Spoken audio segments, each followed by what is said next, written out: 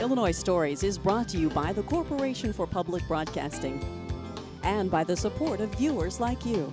Thank you.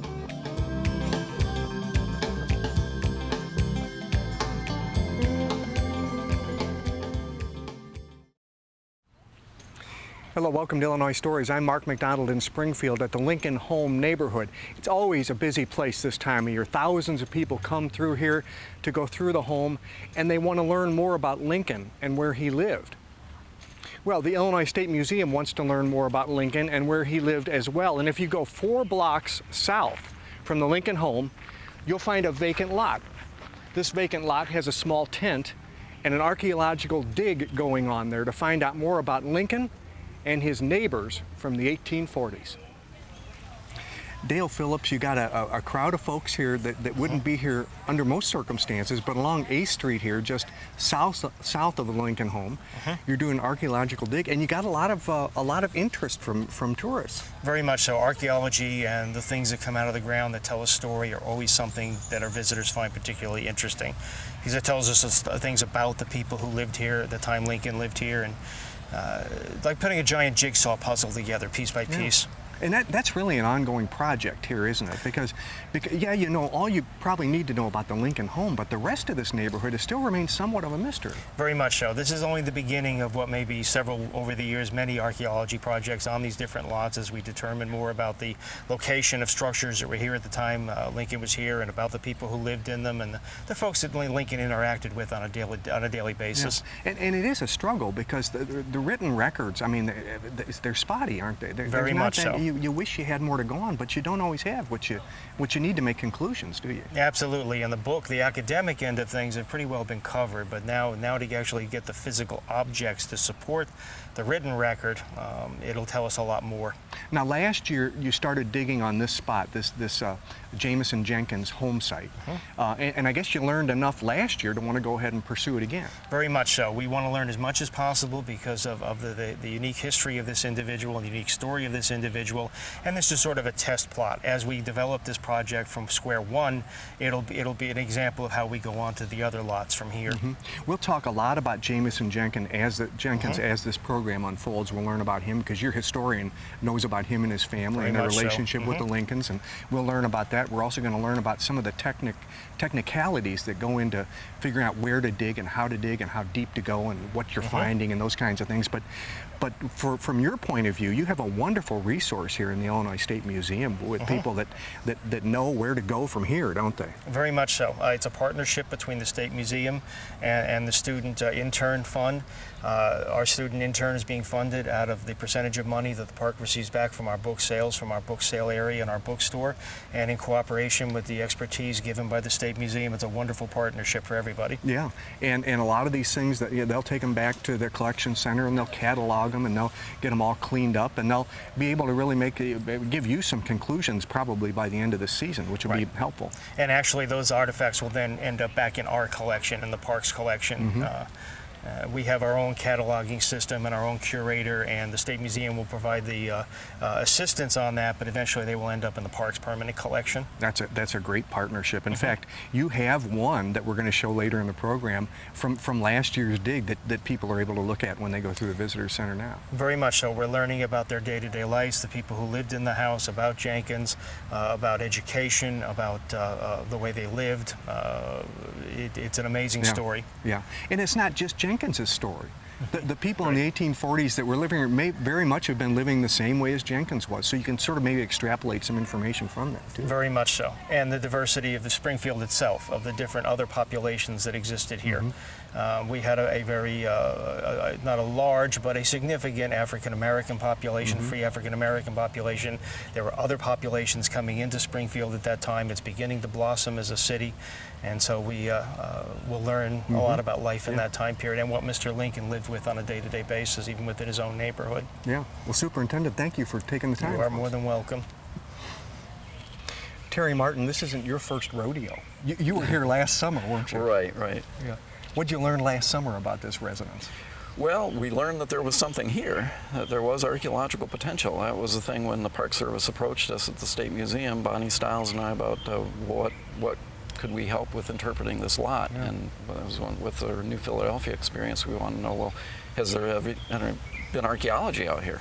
And they said, well, no, because there's been 2 later houses after the Jenkins house, so everything was destroyed, demolished. Mm-hmm. He said, but has anybody looked? Well, no, and that's where Dennis and I went to work. Yeah, yeah. And so last year you actually did, I mean, you studied the maps and everything, and you determined where you thought the first house should be. Right. And in fact, you were right, weren't you, when you went down last year and dug and you started finding remains? Right, and we found the maps are pretty accurate. Mm-hmm. Let's look at this area right now behind you. If we look at these blue flags, let's first look on the right. You can see that they go down the fence line. This would have been really the outside of his property and the outside of the house, right? It's right up into the northwest corner of the lot. Mm-hmm. And that would have been what you think where one of the walls of the house should be, right? Yeah, that would have been the north mm-hmm. wall. And then the flag on the left, the south side, it was a very narrow house. Mm-hmm. It was only 10 feet wide, and it would have gone up to where the pit is. Right. Very close to that fence up there. And let's just walk up there so we can get a sense of what space you're working in here.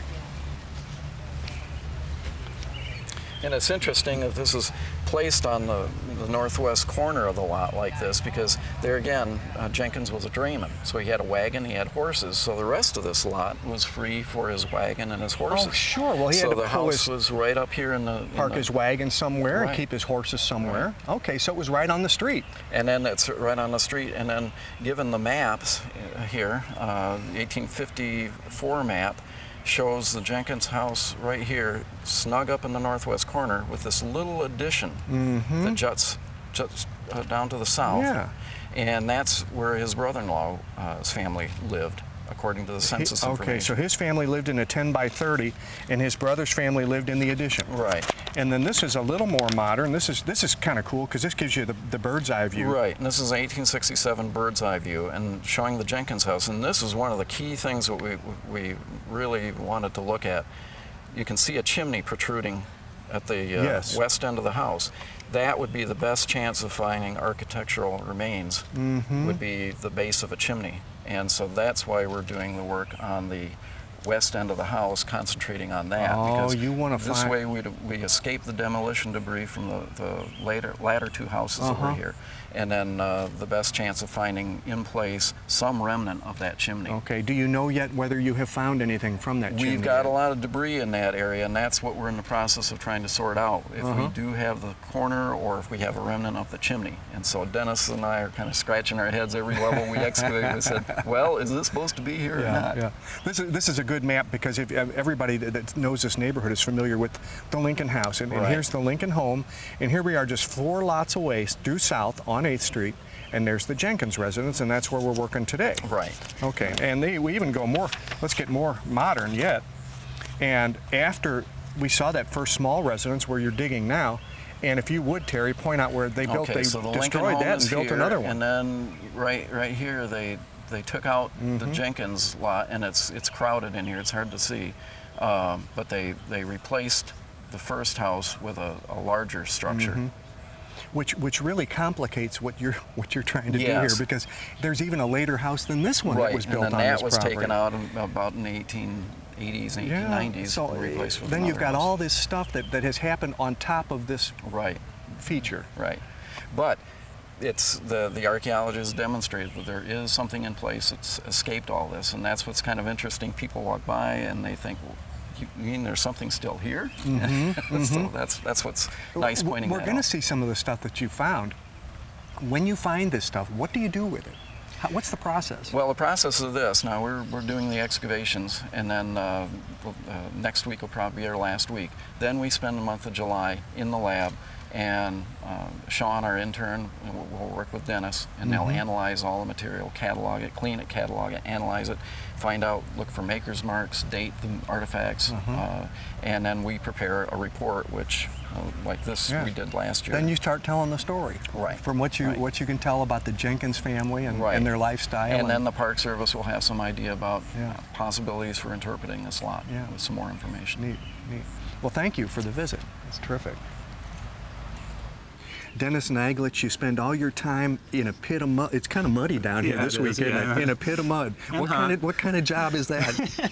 Well, it's pretty miserable unless you find something, and we found lots of stuff down here. You have, haven't you? Yeah. So it's exciting too, isn't it? Yeah, right. Okay. Now we are standing in the Jenkins, what would have been the Jenkins home, I guess, right? Underneath it, but interestingly, the ground level was lower then. There was a lot of fill brought in here, so we're not that far below the level of the house, I guess. No, the floor right. of the house. The floor is probably just raised up off the ground surface, a foot or so. There'd be like a narrow crawl space underneath it. So yeah, the floor is about right here. See. One of the things you're trying to do is determine where the exact corner of the house would be, so you can determine what the foundation of the house. If you can find the foundation, you'll know exactly where. We'll know the footprint of the house then. Okay, and so how far are we along in that process? It's kind of confused right now. I suspect, from the old map, this is where the southwest corner of the house should be, and we do have a heavy concentration of rubble right now, so that could be the remains of a corner pier for the house. A corner pier. Right. Okay, so it would have been built on four piers? Right. Okay. And then like maybe another one spaced along this long wall of the house, so like every 10 feet or so, another pier that props the house up off the ground. Okay. It was a small house. It was only 10 feet wide. We know that from records, right? Right. By the 1850s map, it's indicating it's about 10 feet wide and about 30 feet long. Okay, so it's a small house. Right. So you would expect from that edge of the excavation to that flag back there, that's the width of the house. Yeah. So if you were to go over to that flag, you might find the other pier. Right. Yeah. But there seems to be, with a probe that we did over there seems to be heavy disturbance from a rodent. So that ground surface, the old ground surface over there, might be disturbed by all of that. Now, as you're trying to chart here what this area is, you're finding a lot of rubble right here, and that's why we're not stepping there. We don't want to contaminate that. What might that likely be? This is probably demolition debris from his house. So what we're standing on basically is just below the old ground surface at the time that his house was demolished. And that probably happened in the late 1860s. So this is basically what the ground looked like after they were finished demolishing his house. It's broadcast rubble. It's pieces of plaster and the mortar and the brick that were component parts of his house. And this area right here is of interest because this might have been a pit of some kind? Right, yeah. This is the way the ground surface normally looks. The undisturbed topsoil. It's real dark, almost black, see? And then you get over here, it's a line defined about right there. Yeah. This is a lighter colored soil. So that's probably fill to a pit feature. And we can trace the outline of it. It goes around like this, and it turns a corner here. It comes around like this, and it goes down this way. And it ends like right where my feet are at. What might you do with a pit like that? Well, we found this in other excavations. Under the floors of houses, they often dug these shallow pits that were used for cold storage of food. Oh, a fruit cellar or something like that. Okay. But it's not something you walk down into. It's something you access through a trapdoor and you reach down in and you get the food out. Okay, okay. And usually these things are located close to the chimney, to the stove where you're preparing the food. So if we can believe the bird's eye view from the 1860s, there's a chimney along this wall line. Okay. So here's the pit, and then maybe the chimney's here. Or maybe that's the chimney. We're still trying to figure that out. Okay. We mentioned earlier in the program about some finds, some very important finds, and I asked you to bring one with you, and I want to show one. You were able to identify what this is just from this little shard. Right. Yeah. You can make out the wording on it. It's the end of the word merit right there, and it says of above that. So we found on a picture of an entire mug that says reward of merit. It's a transfer print. And the reward of merit, it's a phrase that applies to these awards that were given to children for achievement in school. Is that right? Right, yeah. So one of the Jenkins children likely was a good student. It's possible, yeah. Okay, very good. It dates from the time period that the Jenkins were living here. And the term reward of merit originates from an educational theorist in the early 1800s. His idea was to give children like paper certificate rewards of merit, to reward them positive reinforcement rather than like beating them for failure. Now, this is about 3.5 feet deep, and it's a big pit. You didn't do this all with your little trowel. No, most of this is fill, so we don't have to be too concerned about, disturbing that, or we don't have to be as careful with excavating that as we do when we get down to this actual ground surface down here. So that was mostly shoveled, but then we clean all these. But shoveled by walls hand? Yeah. Really? Right, and then we use the trowels to clean the walls and the floors. So you dig in 10-centimeter levels. So every 10 centimeters, you stop and you clean the floor off, and you look for differences in soil color and texture, and so that's how you figure out when the stuff was deposited and what it is exactly. And that's how we finally determined that this is undisturbed ground surface down here, because this has, the bottom of this topsoil has a gradual transition to subsoil, whereas you can see these layers of fill have sharp boundaries. You sure do. Yeah. You see this, I don't know if that's called a striation or not, but you Right. can certainly Yeah. see the levels, the color levels. This is like modern fill right down to that point there. This is redeposited topsoil that contains a lot of Jenkins period's artifacts, so it's probably topsoil that's coming from the back of the lot and getting redeposited up front. And then this is all subsoil. And that's all the lightest color soil you see down to the bottom. So this is something that was removed from a deep excavation, probably when they were digging a cellar further back in the lot. So you have to get through all of that, and then right down there, see the dark soil? That's the top of the old ground surface. And when you get to that point, then you start to see all these small artifacts. It starts to get interesting, right? Exactly. And right where we were standing when we got down to this point over in these units, we started to see small things that could have fallen through the cracks in the floor of the house, like straight pins. We found eggshell, things like that. Wow. It was telling you that you were right there, right on the ground surface from that time period. Tim Townsend, we're going to be looking at some of these artifacts in just a few minutes, but it's interesting that this Jameson Jenkins fellow, he lived in this small house, 4 lots from the Lincoln home. He was an African American, and apparently not the only one. This was a mixed neighborhood. There were other African Americans here. Interesting, though, that he lived in this small house, built an addition on, was a wagon man or a drayman for a living, and there's very little left of his life. We don't have any photographs of the man. We don't have any records from the man. He just sort of disappeared. That's right. It's a shame, isn't it? From a historian's point of view, you would love to get your hands on that stuff, wouldn't you? Yeah, we know some about his earlier life. He was born in North Carolina. We think he was born a free black, even though North Carolina was a slave state. There was a free black community. And in about 1835, we think he left North Carolina and settled in southern Indiana in an African-American settlement with the help of Quakers. It was about that time in North Carolina that the laws became much more restrictive against African-Americans, and a lot of African-Americans were leaving North Carolina. And then he lived in Indiana for a while at this what's called a beach settlement, and then came to Illinois. So we kind of know some of that about him through census records and a certificate of freedom that was recorded. But you're right, we wish we had a photograph of the guy and his house and more detail. A lot of people may not know what a certificate of freedom is.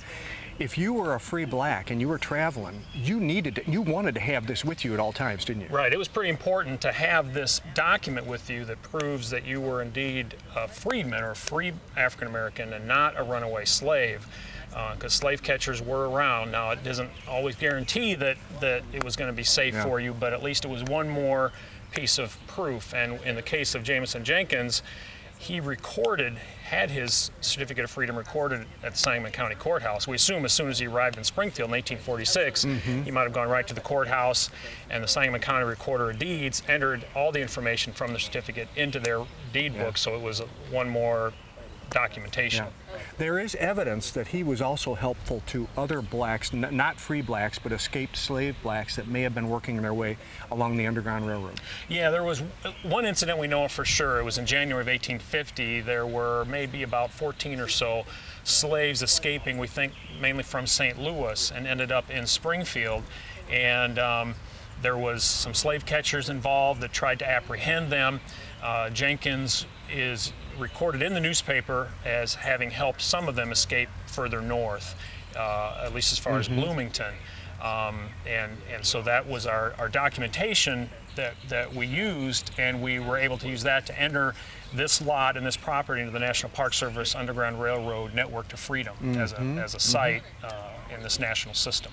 With all the lots that are in this neighborhood, and it was a thriving neighborhood at the time, why did you and the Illinois State Museum choose to want to unearth this piece of property? Well, it was a place because of the Jenkins story, because of the African American story in Illinois, which we really don't know much about, quite honestly. And we thought this would be a good opportunity to explore this story. And we were using an internship program this year, and ironically, the first internship through the Cultural Resource Diversity Internship Program that the National Park Service manages. We had an intern come and developed that Network to Freedom nomination form. So, and that was in 2007. Oh, okay. So this is a long process. And then when the State Museum, and I'm so grateful for them for approaching us with this idea to do just some archaeological testing here and see what's there, it was perfect. So we utilized the internship again. One last thing about Jenkins. Everybody always wants to know, well, you know, what was his relationship with Abraham Lincoln, if there was one? Do we even know if there was a relationship? Well, we don't have specifics on a day-to-day relationship. You know, we're pretty confident they were acquainted, but the one incident or event that Jenkins is closely associated with Lincoln is when Lincoln went to Washington. Jenkins picked up Lincoln. Lincoln, by that time, was staying at the Chenery House Hotel. They'd vacated their home up the street here, and Jenkins took Lincoln, to the train station. From there, Lincoln went to Washington. Now, see, that would tell you, if that's true, that would tell you that they were good friends, because you wouldn't call a stranger, you wouldn't call a cab, you wouldn't call a guy that has a wagon. You would want somebody you're close to do that. That's true. Right. So we wish we had a letter or some correspondence. We don't, but that's a pretty neat story that helps tie all this together. Yeah. Well, thanks for the visit. You bet. Thank you. Well, Sean Fields, there's an intern here each summer. Yep. You weren't fortunate enough to be here last summer, but you're here this summer. Yep. And you've been right up to your waist in that pit digging away, haven't you? Yep. What's it like digging for a summer job? It's really great. I always like coming out to doing archaeological digs. It's always fun to just get outside and spend time outside, especially after winter when it's nice, all cold, and you're all bundled up. That's right. To go outside and then just to go to a place where you know there's so much history, to try and find some of that history to help us learn more about the past is really just exciting to me. You're a student at the University of Illinois in Champaign, right? Yes. But you're from Detroit. Yes. So how long have you been in Illinois? I just finished my first year of grad school, so I'm almost at my first year of living in Illinois. Yeah. So are you liking it? Yes, it's great. I really like it. Good. It's a nice change. And are you studying archaeology? Yep. It's perfect. Yep. It's perfect for you, isn't it? Yep. Okay. Now that we got all that out of the way, I want to know what you found. Yep. Because the items that we're going to look at here were actually unearthed this year, weren't they? Correct. And you probably found some of these. I did help with finding some of them. Yeah. Now, the process between finding these and getting them into this condition is somewhat technical, isn't it? You have to handle these things very carefully. Yep. Some of those things are really fragile, like some of the stuff that's made out of bone. You have to handle more carefully, and depending on what it's made out of, you either want to wash it with the water or just dry brush it to get the dirt off. Well, start us out on my left here. I think the one that you liked the most, the artifact that you liked the most, is this little bitty comb. Yep. It's a bone comb. We found it in 3 pieces, and what it was really interesting is that we found it amongst all this other type of architectural debris, so all this really big, clunky stuff that you wouldn't think something as fine as fragile as that would have survived. Yeah. And yet we found 3 pieces, and when we got it back to the lab, it mended together. And that would have been for human hair. Yes. And it's very fine. That must have slipped through the floor. Do you think maybe through the boards of the floor? Probably. We found other things that would have slipped through the floor, like straight pins, and they found eggshells last year. So there were things like smaller things falling through the floors of the house. There are other things. Buttons are somewhat common, I guess, because they also would slip through a floor. But here we have one that's broken, and here's one that's intact. Yep. That's nice. A thimble. Yep. Everybody's used a thimble, didn't they? And of course silverware. Yep. This is a spoon. It's plated, silver plated with a base zinc metal. So plating technique came around the 1840s. So it sets up right around the time period that Jenkins was living here. You can learn a lot about a family's economic situation from what they eat. Yes. You know, people that were well off probably ate more beef, probably had maybe a more balanced diet. And what you find here is you find all kinds of bones down in this pit. Take me a tour of these bones here. Okay, so at the bottom here, these really large bones, they come from a cow. These medium-sized bones are from a pig, and you can even see butcher marks on them, like right there. Oh, where they cut through the bone. Yeah, okay. And then in this corner we have oyster shell. So they were eating a lot of different types of meats. Yeah. What about this little guy over here? That's a Norway rodent, so it's A rat. a rat. Yep. Okay, so that rat lived under the house, I guess, because they weren't eating the rat. Hopefully not. Okay. So what happens is they discard of these as you would. I mean, it's the garbage they discard of it, and somehow it's left over. I mean, I don't know if they had a pit where they threw this into, or. Well, it depends. Since they didn't have a garbage pickup like we did. Yeah. You always when you had a privy, once you finished with it, you would fill it with trash to kind of cut down on the smell and just to cover the smell. Sure. But also sometimes they would maybe throw stuff underneath the bottom of the house because they didn't have garbage pickup, like I said. And over on this side, we're not going to go through all these, but it was very common to find these pieces of pottery, cups, saucers, those kinds of things. Well, it's still a thrill to find them, though, isn't it? Yes, yeah. Especially since we found such a diverse array of them. I don't think any of the pieces on here, I don't think actually come from the same vessel. So we found lots of different types. Yeah. This would be probably the earliest piece. These are transfer printed around the top, and then these four on the bottom are hand painted. These are ironstone, and they're called ironstone because they're more durable. Yeah. They were purported to be more durable, which is why you find such larger pieces. This has an embossed design, if you can see that. Well, thank you. Yeah. And Sean, I'm going to ask you now to let me close this program. That's lovely. Thank you. And thank you for being here this summer. This is terrific.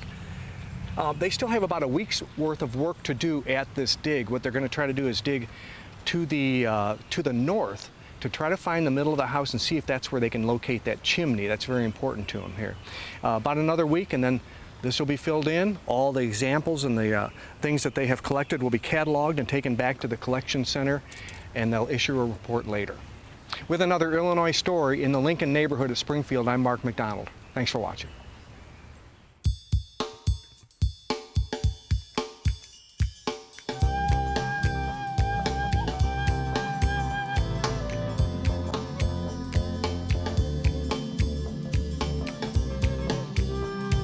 Illinois Stories is brought to you by the Corporation for Public Broadcasting and by the support of viewers like you.